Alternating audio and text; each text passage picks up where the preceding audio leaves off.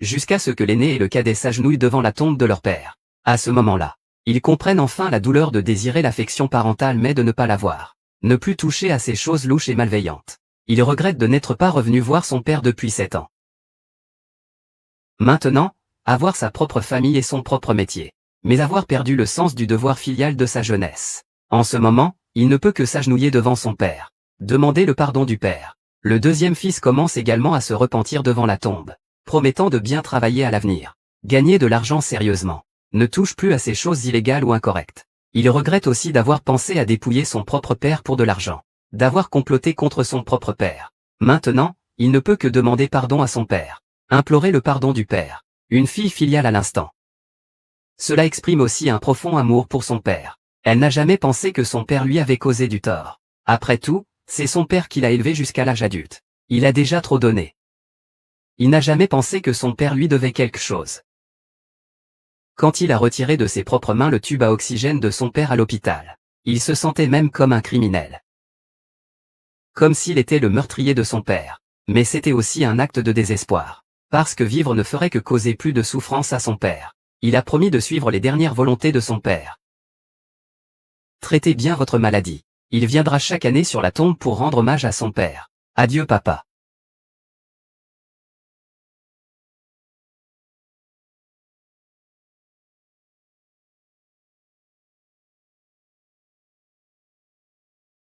D'accord. Papa t'a entendu. Parce que c'était Laozu qui a retiré son tube à oxygène. Quel genre de châtiment céleste. Puisque les compagnons de Laozu l'ont aussi confirmé. Pourrait-il en être ainsi pour ce tube à oxygène? Vraiment demandé par Laozu d'être retiré. Ils ont toujours été injustes envers Zuanin. Je me demandais. Dans le monde, il pourrait y avoir quelque chose comme ça. Et les gens sans cœur? Il s'avère qu'en Yatou a subi tant d'injustice. J'ai compris.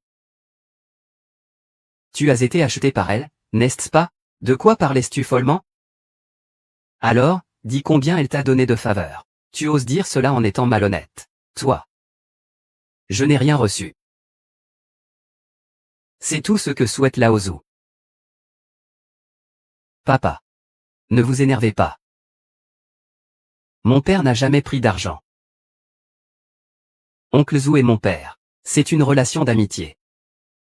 On ne peut pas dire n'importe quoi à son sujet. L'argent peut tout faire. Même le meilleur des frères, pour de l'argent, peut toujours poignarder dans le dos. Bien sûr, je n'ai pas mentionné oncle Shen. Je souligne simplement qu'il y a une telle situation. Bien sûr que cette situation existe. Et il y en a pas mal. Vous n'avez aucune preuve. Vous dites que c'est l'idée de papa. Comment pouvons-nous te croire?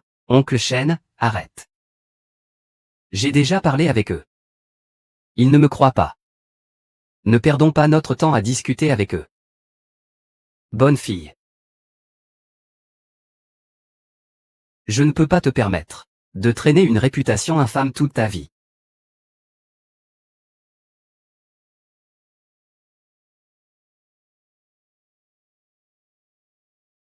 C'est la dernière volonté de Laozu, confiée sur son lit de mort. Vous comprendrez une fois que vous avez vu.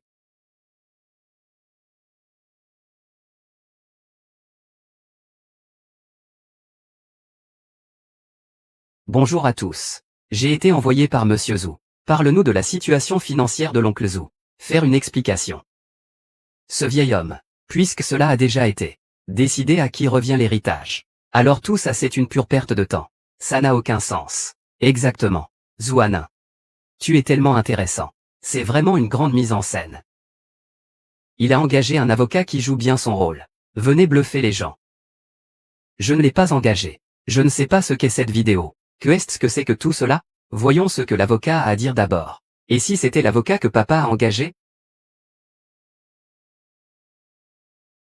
Monsieur Zhu possède un bien immobilier, estimé à 2 millions de dollars, ainsi qu'un compte épargne de 500 000 dollars. Et dans son compte de retraite, 200 000 dollars de fonds de remboursement. Selon la volonté de Monsieur Zhu, tout doit être transmis à Zuanin. Les titres de propriété et les carnets de dépôt sont actuellement conservés chez le cabinet d'avocats. Mademoiselle Zhou, veuillez venir les récupérer en personne. Quand le moment sera venu. Il se pourrait que ce soit l'avocat que papa a engagé. Comment est-ce que cela peut se produire? Vous ne nous donnerez pas un centime. Zhuanin. Le sens de se faire passer pour le père pour partager l'héritage. Je ne suis pas obsédé par l'argent.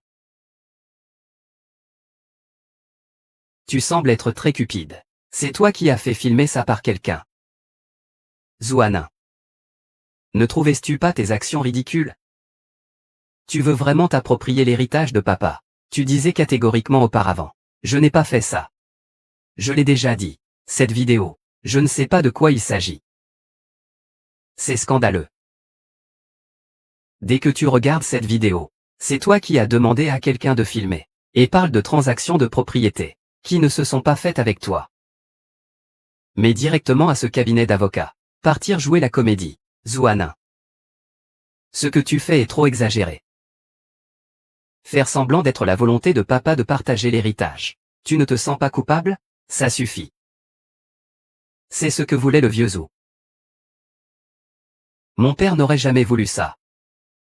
Notre famille a tout donné pour cela. Toi, Zhuanin, tu ne fais que t'occuper d'elle. Que est-ce qu'elle a fait? Pour quels avantages?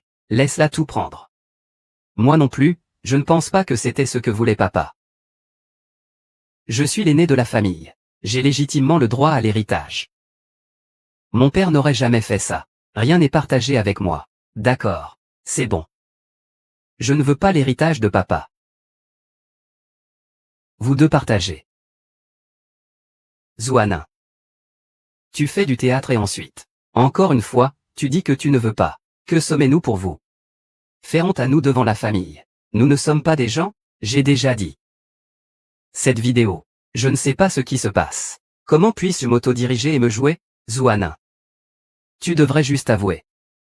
En agissant ainsi, comportons-nous tous les deux comme des êtres humains. Nous ne suivons pas les souhaits de papa. Voler ton héritage. Où est-ce que nous mettons nos visages? Ah, ça suffit, ne disputez plus, fils. Montre-leur la deuxième vidéo. Ok papa.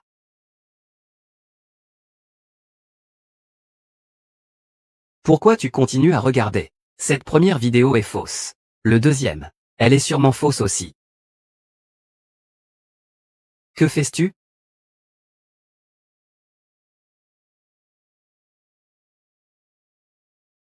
Papa. Depuis quand papa a-t-il enregistré cette vidéo? Alors la vidéo précédente. C'est également l'avocat qui a été instruit par papa de dire ça. C'est impossible. Monsieur Zhou. Est-ce que cette façon d'enregistrer va bien? Pendant que je suis éveillé. J'ai quelque chose à dire. Il faut le dire à quelques enfants. Soyez poli. Comptez-le. Le père ne t'a pas vu depuis 7 ans. À l'époque, tu étais avec Shen Sheng. Tu voulais que la maison de papa soit une maison d'école. Plus de pape. Ne t'a pas transféré le titre de propriété. Je sais que c'est à cause de cela. Tu m'en veux. C'est pourquoi tu ne veux pas me voir.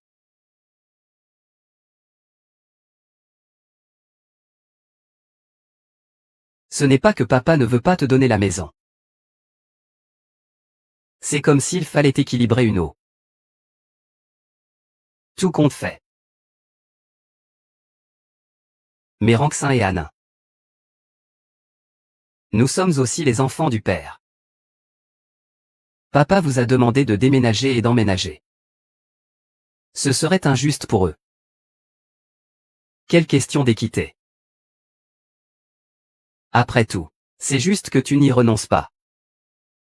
Zuzili. Comment peux-tu penser ainsi à papa? Arrête. Arrête d'être malin et hypocrite ici. Je vous le dis. Tout l'héritage te revient. Je ne suis pas d'accord. Le père a raison. Nous sommes tous les enfants du père. C'est déjà bien que tu puisses rester gratuitement. Tu veux toujours le transfert. Tu ne te sens pas gavé jusqu'à en crever? Ne fais pas de bruit. Laisse Laozu finir de parler.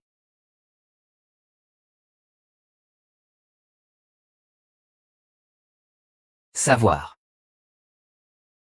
Il y a déjà tant d'années qui ont passé en un clin d'œil.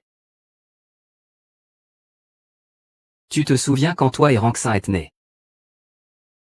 Tu es seulement né quelques minutes avant. Pourtant, vous êtes des jumeaux. Mais vous ne vous ressemblez pas du tout. Ça nous a vraiment effrayés, moi et ta mère. Plus tard, j'ai entendu dire. Ça s'appelle. Un truc comme ça. Même papa ne s'en souvient pas. Même si vous êtes nés ensemble. Vos caractères sont complètement différents. Un calme. Un impatient. Heureusement. Le calme de Zili. Tu te souviens quand ta mère est partie? Papa travaillait dur pour gagner de l'argent en remorquant des voitures. C'était toi qui cuisinais tout le temps. Pour nourrir tes frères et sœurs. Et tu les aidais aussi avec leurs devoirs. C'est pourquoi. Ils aimaient tous. Appeler grand frère, grand frère. Te suivre partout. Je t'ai appelé. Se cacher dans notre chambre. Pour trouver le calme. Au fait. Te souviens-tu du jour des examens d'entrée à l'université? On était pauvres. Toi et Ranxin avaient tous les deux reçu des lettres d'admission en même temps. Mais il fallait seulement en choisir un, pour qu'un puisse aller à l'université. On avait dit à l'époque. Tes yeux. Ranxin et lui ont volontairement écrit 2 inscriptions scolaires. Tu dois bien manger et bien utiliser les ressources pour réussir. Il disait à voix haute. De toute façon, il ne voulait pas aller à l'école. En fait. Il voulait simplement. Allez, grand frère. Papa. Qu'est-ce que tu fais? Décidé par tirage au sort. Et pourtant tu en parles à nouveau. C'est vraiment embarrassant.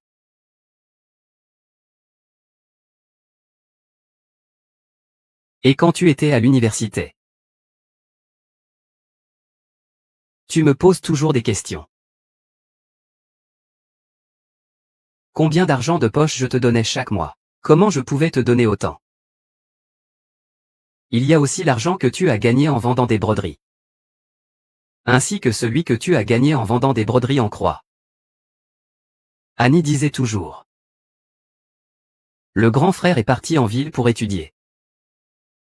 Il ne voulait pas être regardé de haut. Il faut bien manger et bien utiliser.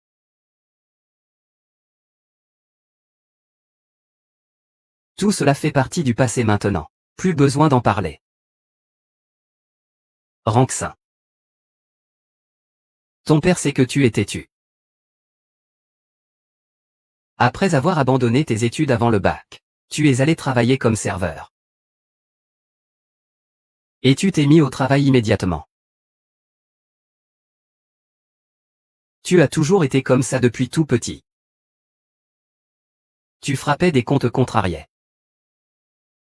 Je me souviens de cette fois où. Tes yeux. Avec tes yeux. Alors tu te retrouveras dans le pétrin. Ton grand frère ne vient même pas te voir. En fait, ce n'est pas qu'il ne veut pas te voir. Après avoir appris cette affaire.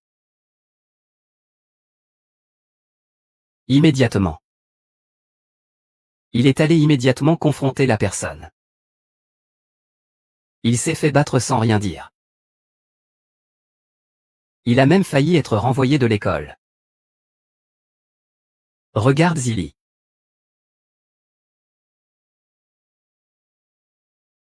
Lorsque papa a été appelé à l'école.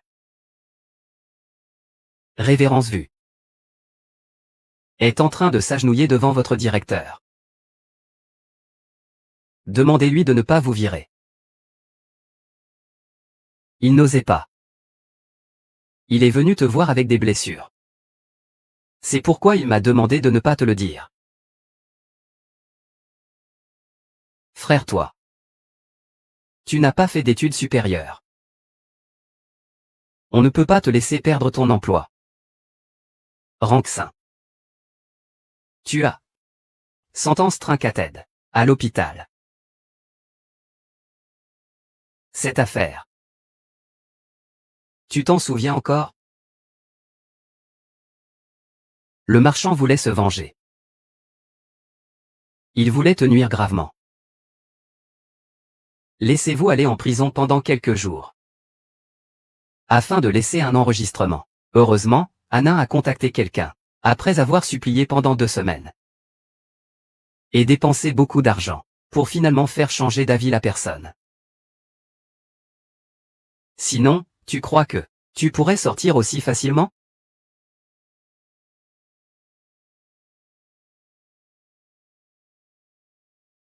Avec ton tempérament bagarreur.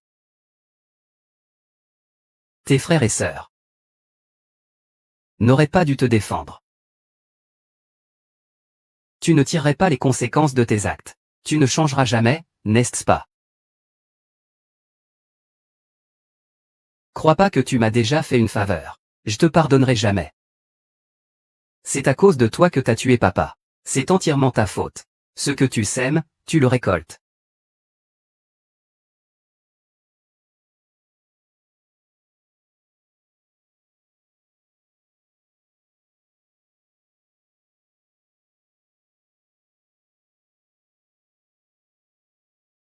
Et je te donnerai ton salaire de retraite. Papa t'a trop favorisé aussi. Yuan n'a pas encore terminé l'université. De quelle dot parle-t-on? T'étais pas capable d'aller à l'université à l'époque. C'est ton père qui te doit des explications. Papa espérait vivre quelques années de plus. Plus de pape.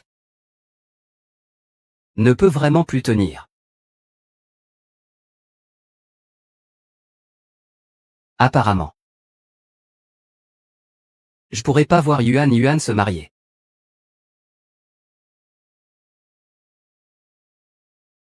Renshin. Même quand je suis pas totalement conscient.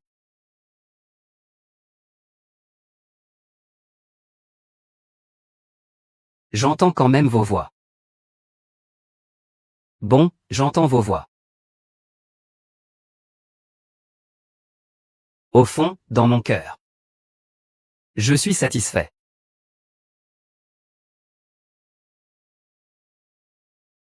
Cette douleur qui me ronge. Chaque minute, chaque seconde. C'est comme des coups de couteau. Qui me transpercent. Désolé. Je peux plus tenir. Blâmez pas papa, vous.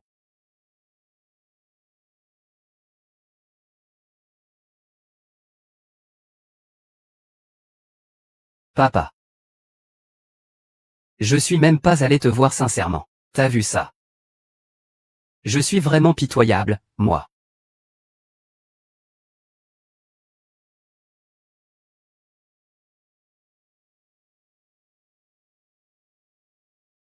Coupe là. Je vois que vous allez pas super. Je suis tout le temps dans le brouillard. La prochaine fois. La fois suivante. Mais je n'en suis pas sûr. Je dois régler cette affaire une fois pour toutes. Finir d'expliquer. Mais rien n'a été conclu. Papa est le plus désolé. C'est toi. La maison. Leur a donné la maison à Zilly pour vivre. L'argent. leur a donné l'argent à Ranxin à garder. Tu me sers tous les jours. Mais rien n'a été accompli. Tu as été responsable très tôt. Depuis que il a commencé à gagner de l'argent en utilisant ses compétences. Il aidait souvent financièrement ton grand frère et ton deuxième frère. Cependant, tu dois aussi penser à toi. Ta maladie. Papa est déjà au courant. Au stade précoce du cancer de l'estomac. Tu ne veux pas traiter. Cela a été retardé jusqu'au stade avancé. Papa te dit. Cette maladie. Nous devons traiter. Peu importe l'argent que cela coûtera. Nous devons le faire. Tu as un cancer de l'estomac. Pourquoi ne l'as-tu pas dit plus tôt? C'est une si grande nouvelle. Pourquoi nous as-tu caché cela? Et, en Ing, est-ce que tu es à court d'argent?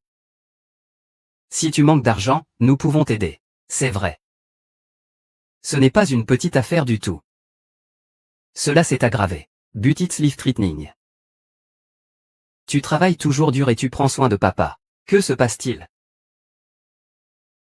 Je réfléchis justement à cela. Ma maladie n'est rien. Je suis divorcé. Et je n'ai pas d'enfant. La seule personne qui me tient à cœur, c'est papa. Tu dis que papa, cet état de santé. Si je vais encore me faire soigner, comment pourrais-je être tranquille?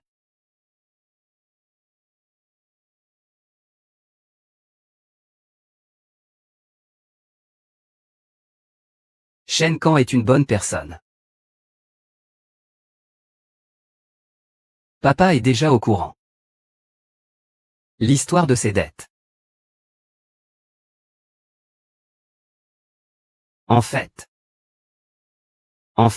il veut t'emprunter de l'argent pour t'aider à te soigner. Et il ne veut pas que tu rembourses avec lui. Cela ne devrait pas arriver. L'héritage de papa vous sera laissé. Tu l'emmènes pour le traitement. Aidez également Shen Kan. Rembourser ses dettes extérieures. On ne peut pas le mettre dans l'embarras. Papa. Que voulez-vous de moi? De plus. Je vais clarifier les choses ici. C'est moi qui ai demandé à Anna. Retirez mon tube à oxygène. Vous deux, vilains garçons. Vous ne devez pas mal l'interpréter à cause de cela. Et la maltraiter. Les héritages sont tous pour Anna pour ses soins. Tout l'héritage est réservé à Anna pour son traitement.